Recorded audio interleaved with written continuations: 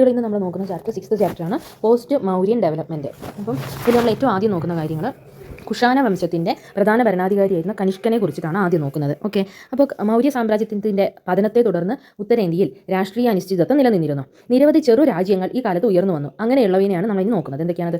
സുംഗന്മാർ, കലിംഗ രാജവംശം, ഇൻഡോ ഗ്രീക്കുകാർ, ശാകന്മാർ, പാർത്തിയന്മാർ, കുഷാനന്മാർ, ശതവാഹനന്മാർ.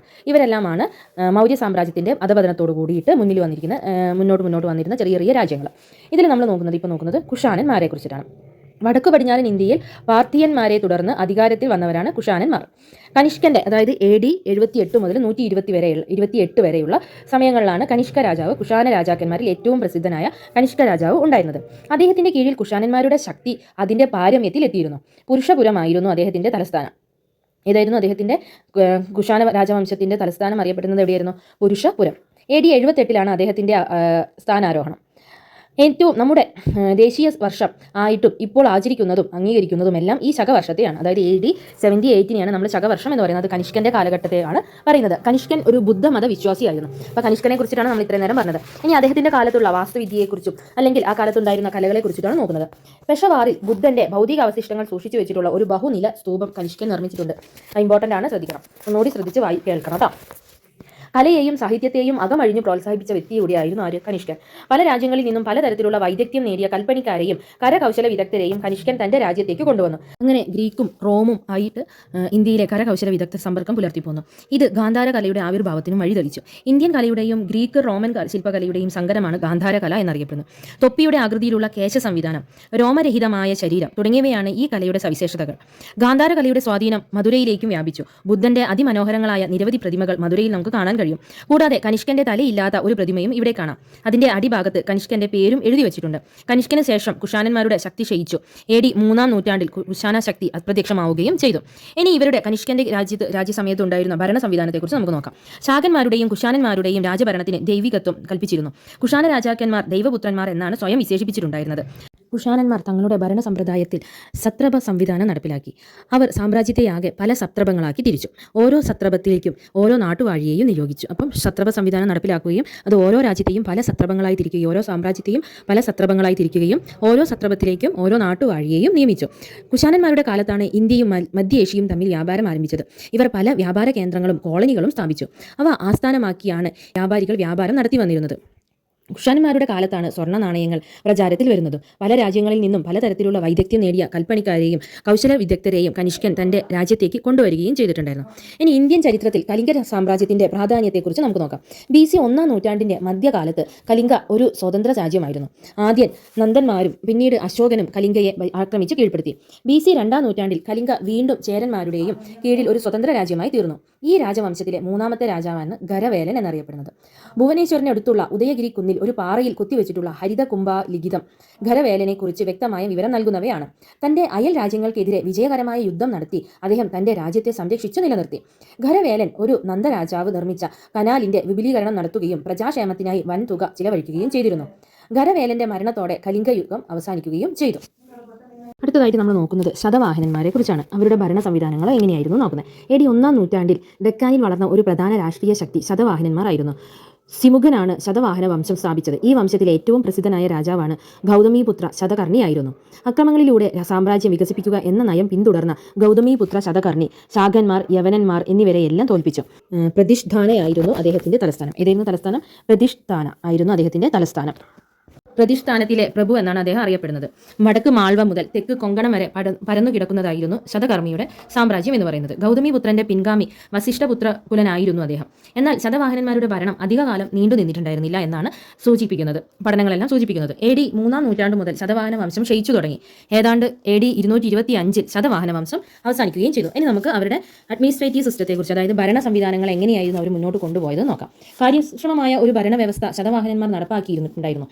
അവരുടെ ഭരണ സൗകര്യത്തിനായി സാമ്രാജ്യം എന്നും പ്രവിശ്യകൾ എന്നും ജില്ലകൾ എന്നും ഗ്രാമങ്ങൾ എന്നും എല്ലാമായി തിരിച്ചു. ഗ്രാമങ്ങളിൽ ഗൗൾമിക അല്ലെങ്കിൽ 9 ആനകളും 9 രഥങ്ങളും 25 കുതിരകളും 45 കാലാൾ ഭടന്മാരും അടങ്ങിയ ഒരു സേനാ വിഭാഗത്തിന്റെ തലവനായിരുന്നു ഗൗൾമിക എന്ന് പറയുന്നത്. അവരെ കാണാൻ കഴിയുന്നത് എവിടെയായിരുന്നു? നമുക്ക് ഗ്രാമങ്ങളിലായിരുന്നു. ബ്രാഹ്മണർക്ക് ബുദ്ധമത സംഘങ്ങൾക്കും ഗ്രാമങ്ങൾ ദാനം ചെയ്യുന്ന സമ്പ്രദായം തുടങ്ങിവെച്ചത് ശതവാഹനന്മാരാണ്. ബ്രഹ്മണ മതത്തിന്റെ അനുയായികളായിരുന്നു ഇവർ. എന്നാൽ ഇവരുടെ ഇടയിൽ മഹായാന ബുദ്ധിസത്തിന്റെ നല്ല പ്രചാരം ഉണ്ടായിരുന്നു. ഇങ്ങനെയെല്ലാമാണ് ഇവരുടെ ഭരണ സംവിധാനം മുന്നോട്ട് പോയിരുന്നത്. ഇനി നമ്മൾ നോക്കുന്നത് മൗര്യാനന്തര കാലഘട്ടത്തിൽ വ്യാപാര വാണിജ്യ മേഖലകളിലെ പുരോഗതിയെക്കുറിച്ചിട്ടാണ് ഇനി നമ്മൾ പറയുന്നത്. കാരണം മൗര്യാനന്തര കാലത്തെ ഉണ്ടായിരുന്ന സോഷ്യൽ ലൈഫ് അല്ലെങ്കിൽ സമൂഹം എങ്ങനെയാണ് എന്നും അവിടുത്തെ വ്യാപാരത്തെക്കുറിച്ചും അവരുടെ എങ്ങനെയാണ് അവരുടെ കൊമേഴ്ഷ്യൽ ആക്ടിവിറ്റീസ് ഒക്കെ എങ്ങനെയാണ് നടന്നത് എന്നതിനെക്കുറിച്ചാണ് അടുത്ത് നമ്മൾ നോക്കുന്നത്. നമ്മൾ പറഞ്ഞു BC 200 മുതൽ മധ്യേഷ്യയിൽ നിന്ന് നിരവധി പുതിയ ആളുകൾ ഇന്ത്യയിലേക്ക് വന്നിട്ടുണ്ടായിരുന്നു. നല്ല തോതിലുള്ള വ്യാപാര അഭിവൃദ്ധി പലതരത്തിലുള്ള കൈത്തൊഴിലുകളെയും ആവിർഭാഗത്തിന് കാരണമായിട്ടുണ്ടായിരുന്നു. പല കൈത്തൊഴിലുകളുടെയും ആവിർഭാഗത്തിന് കാരണമായതായിരുന്നു ഇവരുടെ ഈ ഒരു വരവ്. മൗര്യകാലത്ത് അനേകം ഉപജാതികൾ ഉടലെടുക്കുകയും ചെയ്തിട്ടുണ്ട്. എങ്കിലും ജാതി വ്യവസ്ഥ കർശനമായി തുടർന്നിരുന്നു. ശുദ്ര വിഭാഗത്തിൽ നിന്നാണ് കൈവേലക്കാരും കരകൗശല വിദഗ്ധരും പ്രധാനമായും വന്നിട്ടുണ്ടായിരുന്നത്. ഇനി അവരുടെ വ്യാപാരങ്ങളെക്കുറിച്ചിട്ടാണ് പറയുന്നത്. വ്യാപാര പ്രവർത്തനങ്ങൾ ഗണ്യമായ രീതിയിൽ തന്നെ വർദ്ധിച്ചിട്ടുണ്ടായിരുന്നു. ഇൻഡോ ഗ്രീക്കുകാർ, കുഷാനന്മാർ, ശാകന്മാർ എന്നിവരുടെ വരവ് ഇന്ത്യയും മധ്യേഷ്യയും പശ്ചിമേഷ്യയും തമ്മിൽ കൂടുതൽ ബന്ധം പുലർത്തുന്നതിനും വഴിതെളിച്ചിട്ടുണ്ടായിരുന്നു. റോമാ സാമ്രാജ്യവുമായി ഇന്ത്യക്ക് നല്ല രീതിയിലുള്ള വ്യാപാര ബന്ധമാണ് അവർ സ്ഥാപിച്ചിട്ടുണ്ടായിരുന്നത്. അതെന്തിനു വേണ്ടിയിട്ടായിരുന്നു?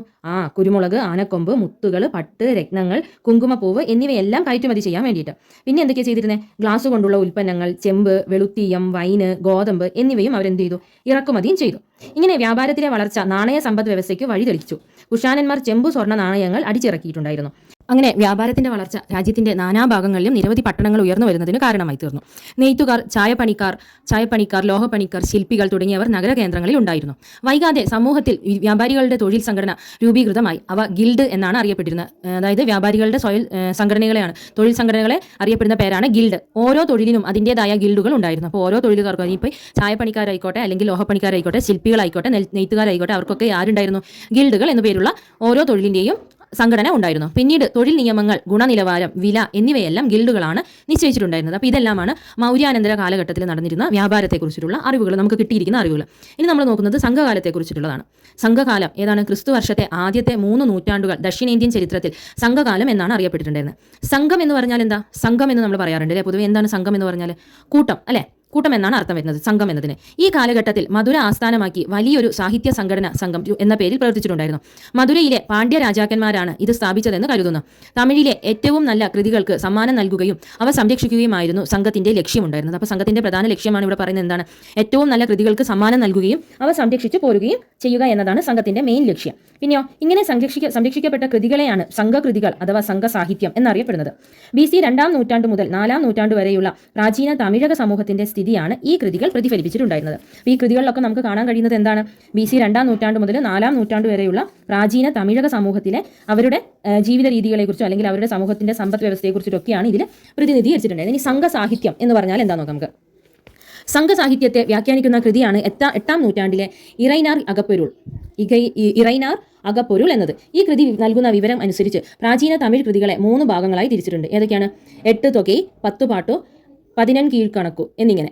ഏറ്റവും പ്രാചീനമായ തമിഴ് കൃതി തൊൽകാപ്പിയമാണ് എന്ന വ്യാകരണ ഗ്രന്ഥമാണ്. പ്രധാനപ്പെട്ട 2 തമിഴ് ഇതിഹാസങ്ങളാണ് മണിമേഖലയും ചിലപ്പതികാരവും. മണിമേഖലയുടെ കർത്താവ് ആരാണ്? സത്തനാരും ചിലപ്പതികാരത്തിന്റെ കർത്താവ് ഇളങ്കോവടികളുമാണ്.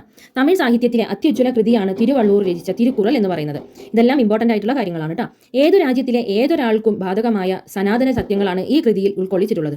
അപ്പോൾ ഏത് രാജ്യക്കാർക്കും ഉൾക്കൊള്ളാൻ പറ്റുന്ന രീതിയിലുള്ള സനാതന സത്യങ്ങളാണ് ഈ കൃതികളിലെല്ലാം ഉൾക്കൊള്ളിച്ചിട്ടുള്ളത്. തമിഴ് സാഹിത്യത്തിലെ അനശ്വര കൃതിയായി ഇത് അംഗീകരിക്കപ്പെടുകയും ചെയ്തിട്ടുണ്ടായിരുന്നു. ഇനി നമ്മൾ നോക്കുന്നത് ഈ ഒരു കാലഘട്ടം, അതായത് സംഘകാലഘട്ടത്തിലെ സോഷ്യൽ ആൻഡ് പൊളിറ്റിക്കൽ ലൈഫ് എങ്ങനെയായിരുന്നു എന്നാണ്. അവരുടെ സവിശേഷതകൾ എന്തായിരുന്നു നോക്കാം.